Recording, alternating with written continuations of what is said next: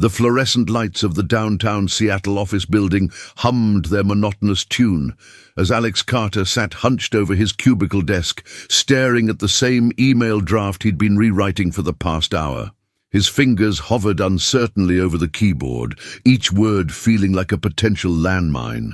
The simple task of requesting a meeting with his supervisor had somehow transformed into an insurmountable challenge, triggering the familiar cascade of self-doubt that had become his constant companion.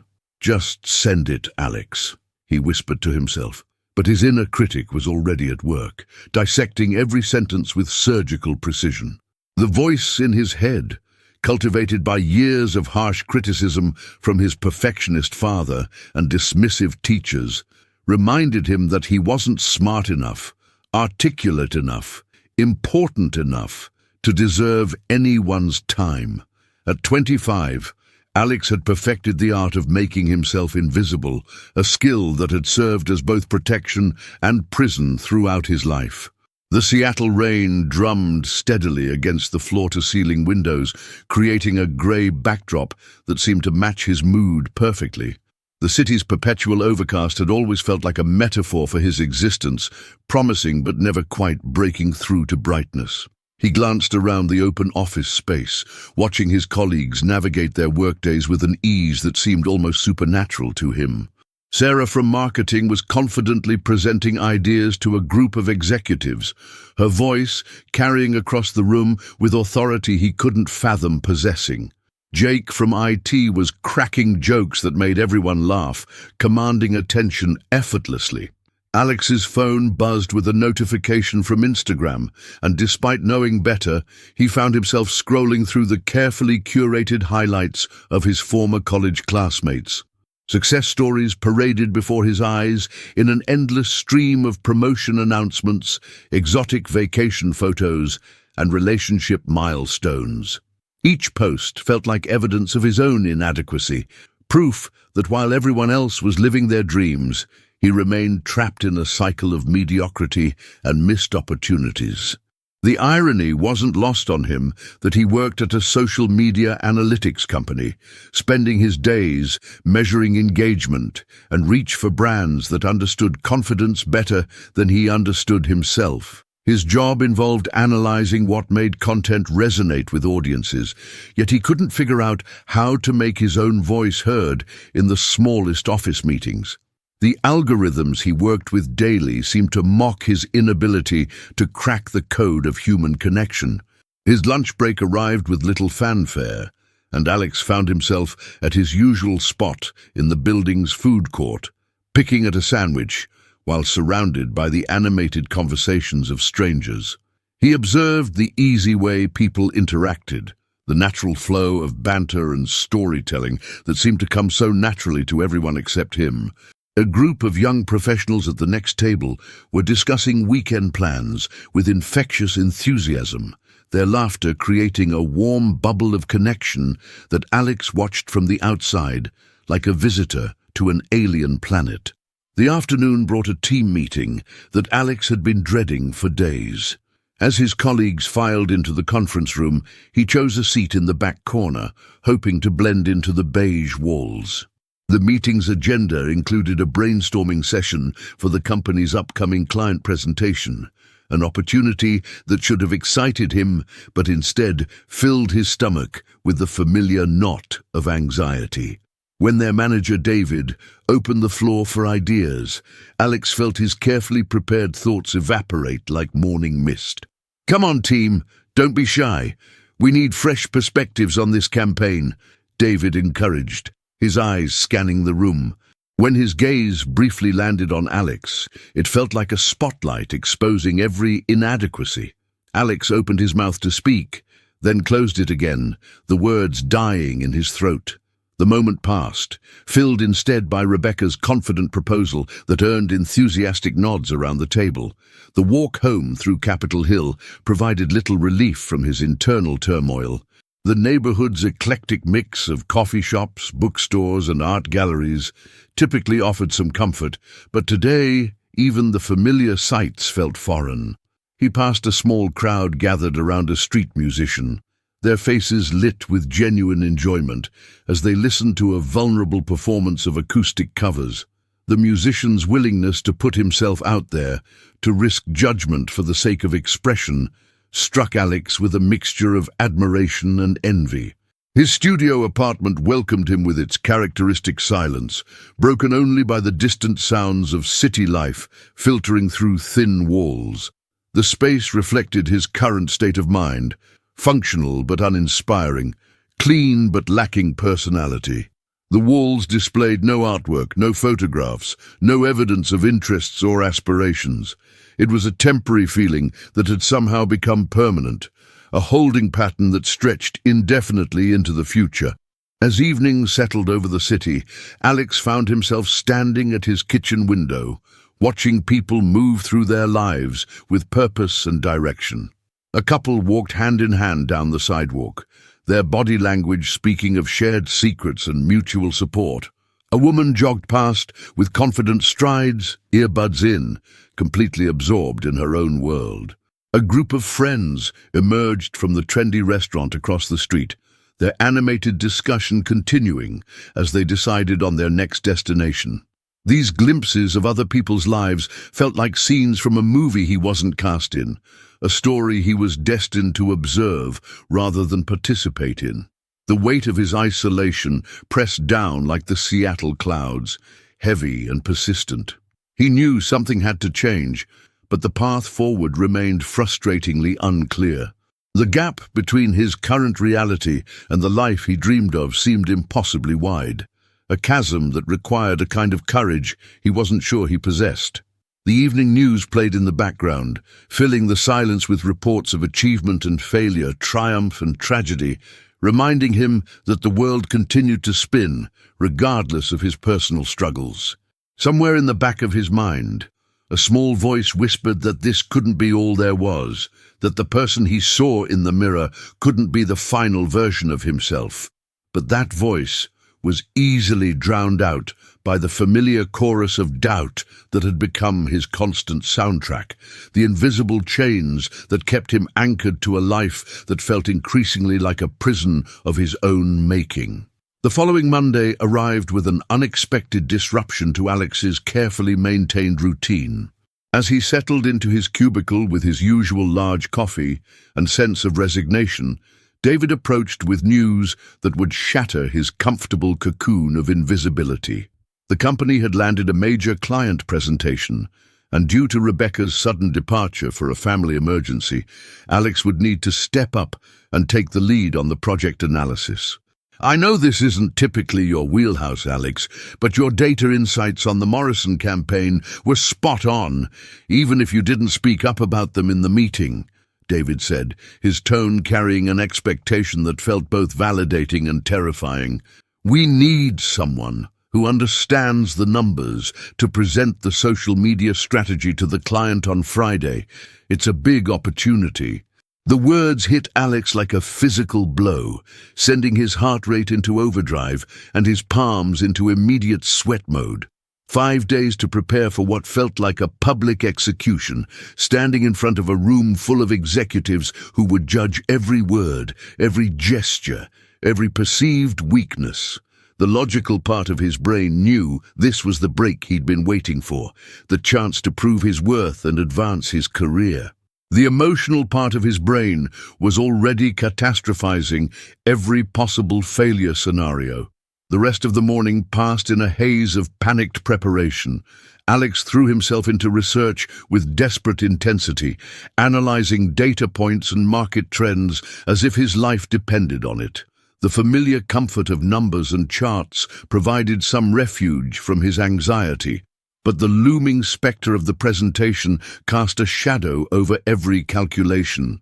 His carefully organized spreadsheets became both a lifeline and a security blanket, tangible proof that he knew something valuable, even if he struggled to communicate it. Lunchtime found him in Pioneer Square, seeking solace among the historic buildings and familiar crowds. The overcast sky seemed lower than usual, pressing down with the weight of his impending deadline.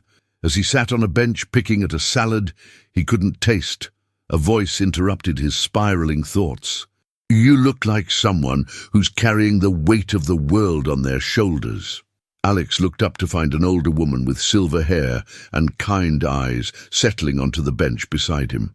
She was probably in her 60s, dressed professionally, but with an air of approachability that immediately put him slightly at ease. Her presence felt intentional rather than coincidental, though Alex couldn't quite explain why. "Sorry, I don't mean to intrude. I'm Diana Martinez," she said, extending a warm smile. "I work in the building across the street, and I've seen you here before. You always look so deep in thought." There was something about Diana's directness that bypassed Alex's usual social anxiety. Maybe it was her genuine warmth, or perhaps the fact that she seemed to expect nothing from him except honest conversation. "Alex Carter," he replied, surprised by his own willingness to engage. "Just dealing with some work stress, I guess." "The kind of stress that keeps you up at night, or the kind that makes you question everything you thought you knew about yourself?" Diana asked with the precision of someone who had navigated similar waters. The question caught Alex off guard with its accuracy. "Probably both," he admitted, finding himself sharing details about the presentation and his paralyzing fear of public speaking. Diana listened without judgment, occasionally nodding, with understanding that felt born from experience rather than politeness. "I used to run leadership workshops for a consulting firm," Diana revealed. "Spent 20 years helping people discover they were more capable than they believed. Want to know the secret that most people never figure out?" She paused, waiting for his nod. "Confidence isn't the absence of fear. It's feeling the fear and choosing to act anyway. Every single person you admire for their confidence has felt exactly what you're feeling right now." Over the next few days, Alex found himself seeking out Diana during his lunch breaks. Their conversations became an unexpected anchor in his storm of preparation anxiety. Diana shared stories from her workshops, practical techniques for managing nerves, and most importantly, a perspective that reframed his fear as evidence of caring rather than weakness. "The fact that this matters to you so much is actually your greatest strength," she explained during one particularly intense conversation. "People who don't care don't feel nervous. Your anxiety is proof that you want to do well, that you have something valuable to contribute." Meanwhile, his preparation for the presentation intensified. Alex worked late into the evenings, crafting slides and rehearsing his talking points in the empty office after hours. The janitor, Miguel, often provided an unexpected audience during these late-night practice sessions. With broken English but genuine encouragement, Miguel would give thumbs up and say, "You good, you very good, believe yourself, yes?" The irony wasn't lost on Alex that he felt more comfortable presenting to Miguel than he did to the mirror in his apartment. Something about the janitor's uncomplicated encouragement and lack of judgment created a safe space where Alex's natural knowledge and passion could emerge. These impromptu practice sessions became a bright spot in his otherwise anxiety-filled week. Thursday evening arrived with the crushing weight of final preparations. Alex's apartment had transformed into a command center of research, printouts, and presentation materials. The coffee table was covered with backup plans for backup plans, contingency strategies for every possible technical failure or challenging question. His neighbors probably thought he'd lost his mind based on the number of times they'd heard him rehearsing the same key points.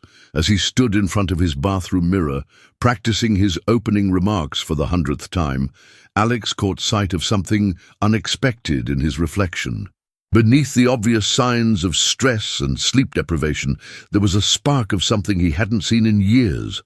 It wasn't confidence exactly, but it was engagement.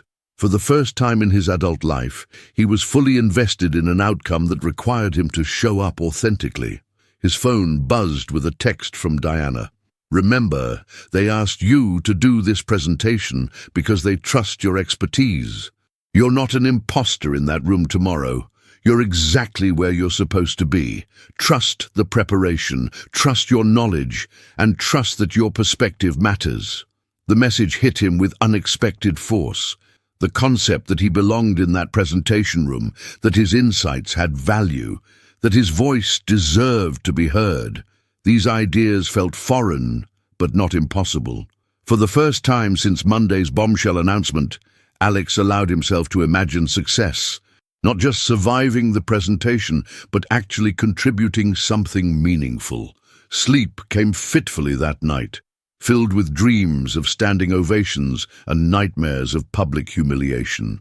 But underneath the anxiety and anticipation, something fundamental had shifted. The presentation had become more than just a professional obligation. It had become a test of whether he was ready to step out of the shadows and claim his place in the world. The crack in his foundation of self-doubt was widening, and through it, the first tentative rays of possibility were beginning to shine. Friday morning dawned grey and drizzly, typical Seattle weather that usually matched Alex's mood, but today felt almost like a blessing. The subdued lighting seemed less harsh, more forgiving, as if the universe was offering him a gentler stage for his moment of truth. He'd slept poorly, but the exhaustion felt different now. Less like defeat and more like the natural consequence of caring deeply about something important. The presentation was scheduled for 2 o'clock, giving him the morning to make final adjustments and attempt to calm his racing heart. Alex arrived at the office earlier than usual, finding comfort in the familiar routine of settling into his cubicle and reviewing his materials one last time. The slides looked professional. His data was solid, and his talking points were organized logically. On paper, everything was ready. The question remained whether he was. Diana appeared in the lobby during his lunch break, carrying 2 cups of tea and wearing the kind of smile that suggested she'd made a special trip. "Thought you might need some chamomile before the big moment," she said, handing him the warm cup. "How are you feeling?"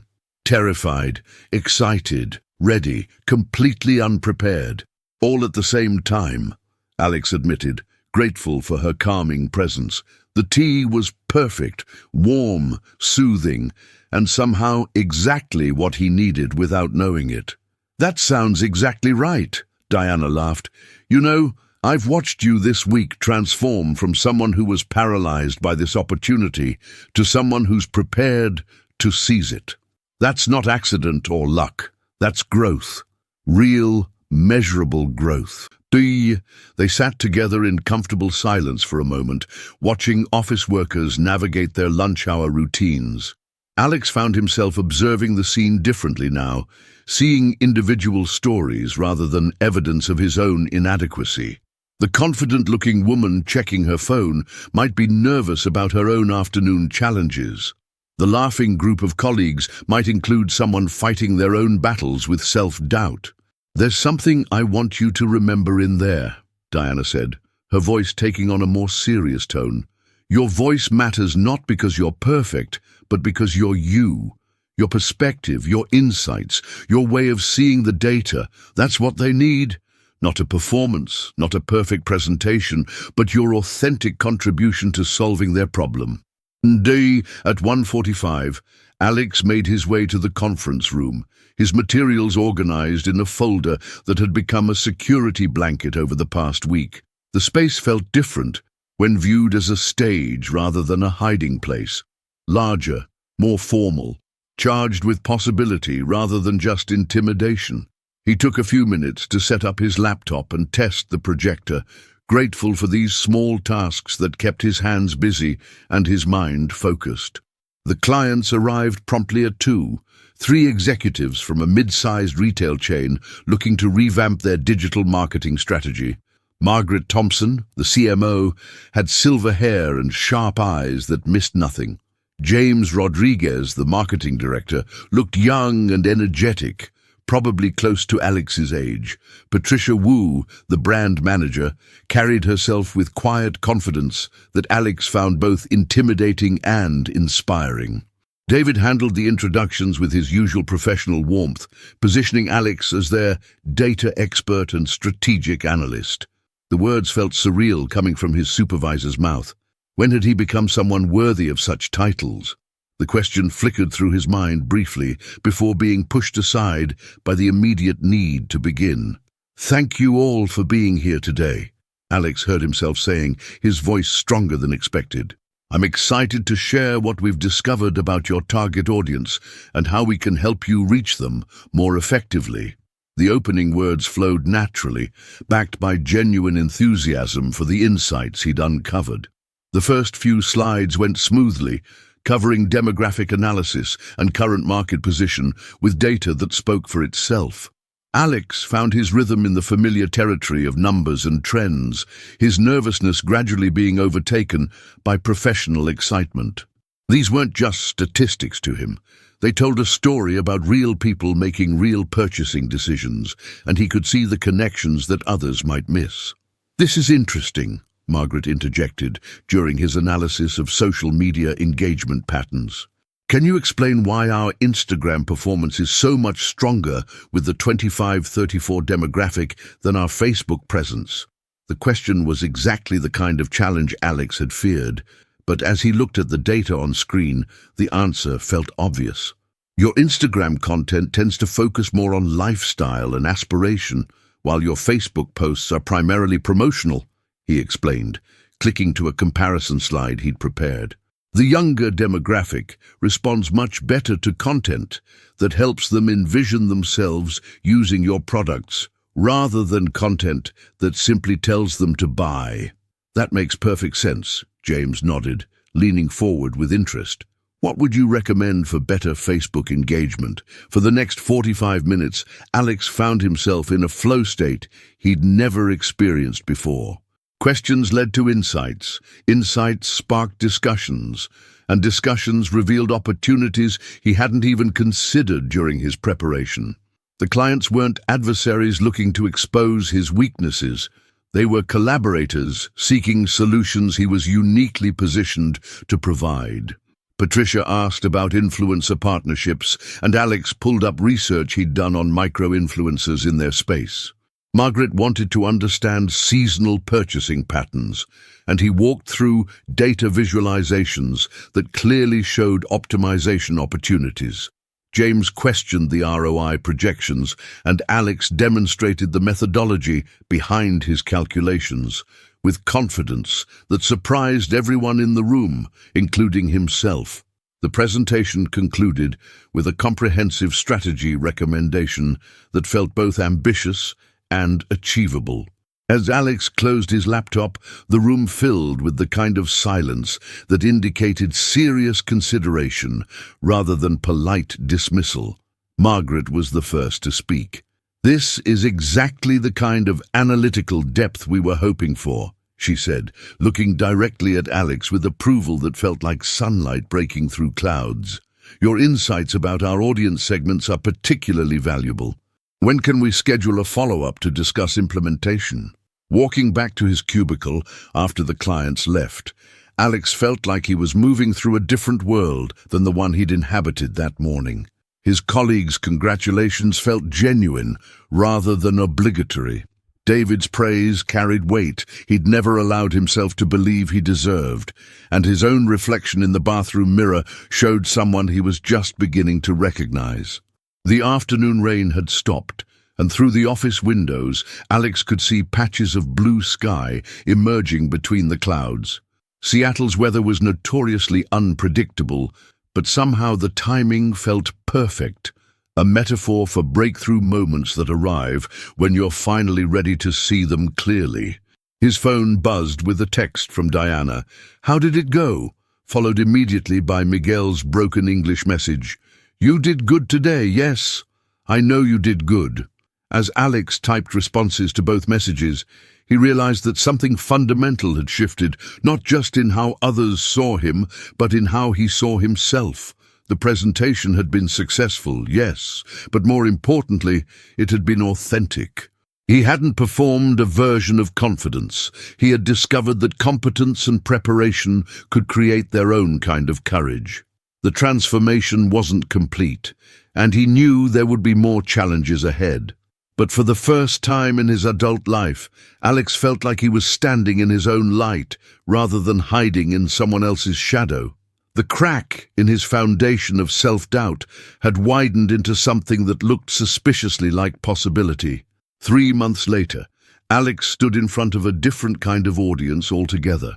The community center in Fremont buzzed with nervous energy as 20-something professionals filled folding chairs arranged in a circle. Fluorescent lighting cast everything in harsh clarity, but Alex no longer saw these spaces as exposing his inadequacies. Instead, they had become theaters for transformation, stages where authentic connection could happen. My name is Alex Carter, and 3 months ago, I would never have imagined standing here leading a workshop on building confidence, he began, his voice carrying the kind of warmth that comes from hard-won experience. I was the guy who rewrote emails 15 times before sending them, who practiced ordering coffee in my head before going to Starbucks, who believed that everyone else had figured out some secret to life that I was missing. The faces looking back at him were familiar in their mixture of hope and skepticism, eagerness and fear. Sarah, a recent college graduate paralyzed by job interview anxiety. Marcus, a talented graphic designer who had never pitched his own ideas. Jennifer, a teacher who wanted to pursue administration but doubted her leadership abilities. Each person carried their own version of the invisible chains that had once bound him. The workshop had been Diana's idea, born from their continued lunch conversations and Alex's growing realization that his transformation might offer something valuable to others. What had started as casual mentoring between colleagues had evolved into a structured program that Diana had helped him develop and launch through the Community Center's Adult Education Initiative. The thing about confidence that nobody tells you, Alex continued, settling into the facilitator role that still felt surreal but no longer impossible, is that it's not a personality trait you either have or don't have. It's a skill set you can develop. Muscle memory you can build through practice and patience with yourself. His own journey had continued far beyond that pivotal presentation. The success with Margaret's retail client had led to more prominent projects, speaking opportunities at marketing conferences, and eventually a promotion to senior data strategist. But the professional advancement, while gratifying, had been less transformative than the personal discoveries that accompanied it. The real change had come in smaller, daily moments, ordering a complex coffee drink without rehearsing, offering opinions in meetings without qualifying every statement with uncertainty, joining colleagues for happy hour instead of rushing home to the safety of solitude. Each small act of courage had built upon the previous one, creating momentum that felt increasingly unstoppable. Let's start with an exercise, Alex said, moving from behind the podium to create a more intimate atmosphere. I want everyone to write down one thing they've been putting off because they're afraid of failing or being judged. Don't share it yet, just write it down and sit with how it feels to name it. The room filled with the sound of pens on paper and shifting bodies as participants confronted their own avoidance patterns. Alex remembered the first time Diana had asked him a similar question, how shocking it had been to realize how many dreams he'd abandoned before even attempting them. The list had been embarrassingly long, from taking an improv class to asking out his coffee shop crush to proposing innovative projects at work. Now, he continued, I want you to imagine what your life might look like 6 months from now, if you took one small step toward that thing this week. Not a giant leap, not a perfect execution, just one imperfect action in the right direction. Marcus raised his hand tentatively. What if we're not ready? What if we try and it goes badly? That's exactly the right question, Alex smiled, remembering asking Diana something similar during their early conversations. Here's what I learned the hard way. We're never ready. Readiness is a myth we use to postpone action indefinitely, but competence comes from doing, from trying, from failing and adjusting and trying again. He shared the story of his presentation transformation, not as a triumph narrative, but as a realistic account of how terror and preparation could coexist, how growth happened in the messy space between comfort and competence. The participants listened with the kind of attention that indicated recognition rather than simple politeness. Sarah spoke up during the discussion portion. How do you deal with the voice in your head that says you're not qualified to be helping other people, that you're just pretending to know what you're talking about? The question hit close to home, touching on Alex's own ongoing struggle with imposter syndrome. That voice never completely goes away, he admitted, but I've learned to hear it as evidence that I care about doing well rather than proof that I shouldn't be here. The people who never question their qualifications are often the ones who shouldn't be teaching anybody anything. The evening progressed through practical exercises in reframing negative self-talk, setting micro goals, and building support systems. Alex found himself drawing not just from his own experience, but from the collective wisdom of everyone in the room. The workshop had become less about him teaching others and more about creating space for mutual discovery and encouragement. As the session wound down, Jennifer approached him with tears in her eyes. "I applied for the assistant principal position this week," she said quietly. "I kept hearing you say that courage isn't the absence of fear, and I realized I'd been waiting for the fear to go away completely. It never was going to." Walking home through Capitol Hill that evening, Alex reflected on how dramatically his relationship with the neighborhood had changed. The same streets that had once felt like witnesses to his isolation now felt like familiar paths through a community he belonged to. The coffee shops where he'd once hidden behind laptops had become places where he engaged in conversations with regulars. The apartment that had felt like a holding pattern was now a launching pad for increasingly ambitious projects. His phone buzzed with messages from workshop participants sharing small victories. Marcus had sent a design proposal to a potential client. Sarah had scheduled 2 job interviews. Someone new had signed up for next month's session. Each notification felt like evidence that transformation was contagious, that one person's courage could create permission for others to be brave. The Seattle skyline stretched out before him as he reached his building, the Space Needle pointing toward possibilities that felt increasingly within reach. Tomorrow would bring new challenges, continued growth, and probably moments of doubt that still required conscious courage to overcome. But tonight, Alex Carter was exactly who he was supposed to be.